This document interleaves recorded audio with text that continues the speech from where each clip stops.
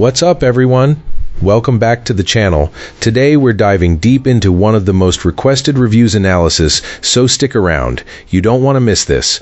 But before we get into that, if you're considering a purchase, don't miss out on this incredible discount available right now. Check the description below and the pinned first comment. Now let's not delay any further and jump right into the details.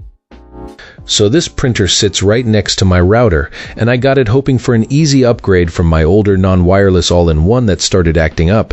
I didn't print a ton, but when I did it always felt like I was chasing ink and reliability, so I pulled the trigger and went with this printer. The packaging and features sounded nice, and the price was reasonable compared to the ink cost I was staring down with the old unit.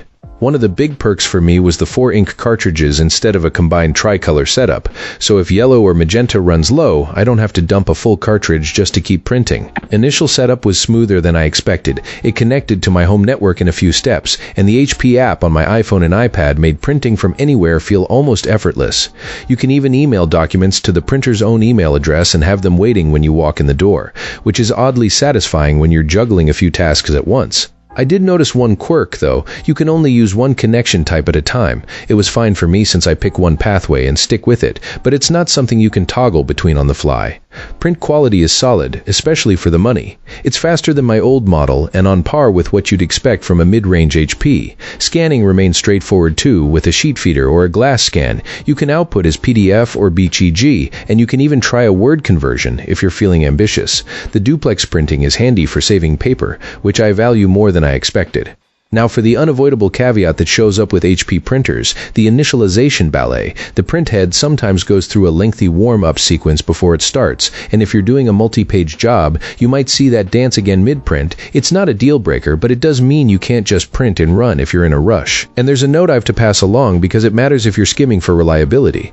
The original unit I got hit with a sudden print head failure, even though I wasn't close to running out of ink. HP does have a replacement program that, with the model and serial number, can swap out the printer even without proof of purchase if the program is active. My experience started rough, but HP replaced the unit with a refurbished one and claimed the new print heads are improved. The rep explained the head was defective, and since then the printer has performed as it should.